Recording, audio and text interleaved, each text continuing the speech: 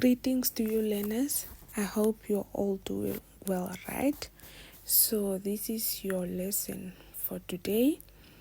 It's a continuation of what we've been busy with in class, what we've been doing all along.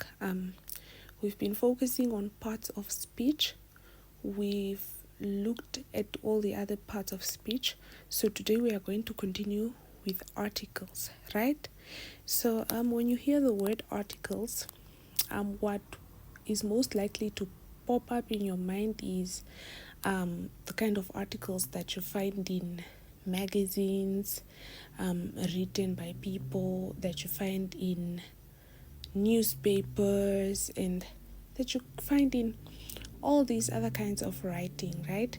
Yeah, that's when you hear article, I believe that's most likely the first thing that would come across your mind, right? So no, that's not what we are going to be focusing on today. Today we are going to be talking about articles in the English language.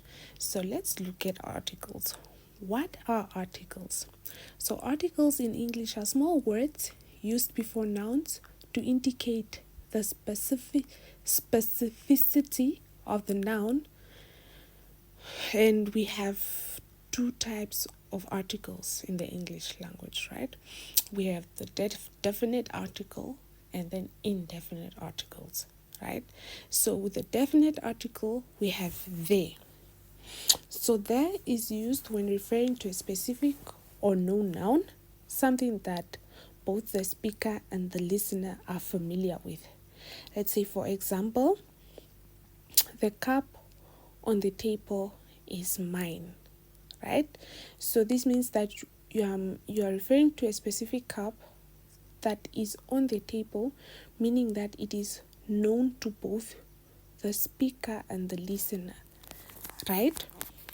So another example would be the book on the shelf is mine, right? Meaning that you are being very specific. There's a book on the shelf and that book is yours, and this book is known to both you, the speaker, as well as the person who is listening to you, right? So another example is the sun rises in the east. There's only one sun, so that is very much specific. There's only one sun. So when somebody says the sun rises in the east, you exactly know what they mean, or you exactly know what they are talking about, right? So yes, let's proceed to indefinite articles. So with indefinite articles, we have a and n, right? So indefinite articles refers to non-specific or unknown nouns, right? So with these ones, whatever it is that is being talked about is not really specific, or it is not really known. So let's talk about indefinite article A. Indefinite article A is used before words that begin with a consonant sound. So we all know what consonants are, right? All these other letters of the alphabet that are not vowels, right? We only have 5 vowels, so meaning these 5 letters are from the alphabet. These 5 vowels are from the alphabet. So all these other letters that are not part of the vowels are consonants. So let's say, for example, you can say, I saw a dog outside. So you are not really being specific, because you are just saying you saw a dog outside. So it's not a specific dog, right? It's just any dog, because if you were to be more specific, you would probably mention the dog's name and give more details, right? So another example would be, I saw a man in the garden. You saw a man in the garden. So it's just any man, right? Because It didn't mention the name of this man. It's just the man that you saw in the garden. So it could actually be anyone, right? So yeah, let's proceed. Another indefinite article is n, right? So n is used before words that begin with a vowel sound. So it is used before words that begin with a vowel sound and not necessarily before words that begin with vowels, right? Because we have words such as hour, for example, let's say an hourglass. So an hourglass, the word hour begins with an H, right? It begins with an H. H is not a vowel, but because this H produces a vowel sound, because when you're saying hour, hour, hour, hour, hour, you see, there is a vowel sound that is being produced, right? So because it begins with a vowel sound, you have to use N. So you say an hourglass is on the table, or you say my mother owns an iPhone, right?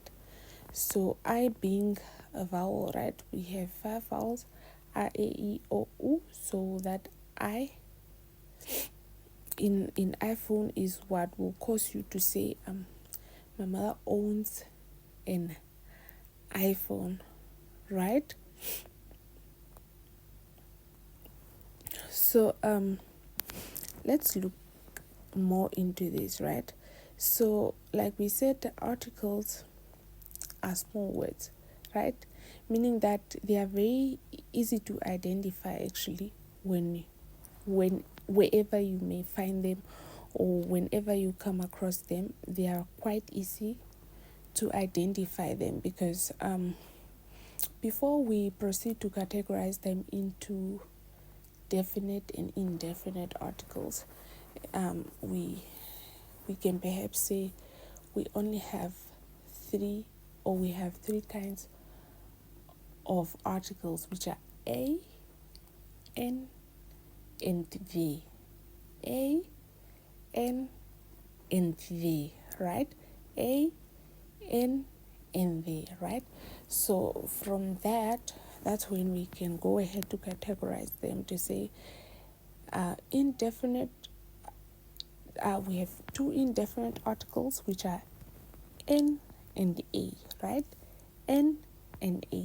N and a are the two indefinite articles, whereas we have a definite article there, right?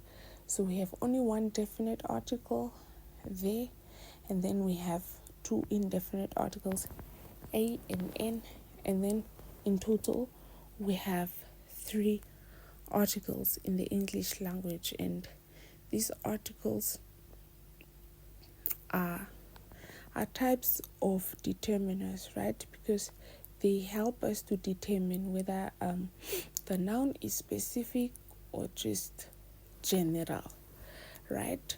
So I need you all to listen to today's session as well as follow the following instructions. So after attending the lesson, or after listening to the entire lesson, I expect you to do my homework, which I will explain briefly. You're expected to do my homework, and we need to have it tomorrow.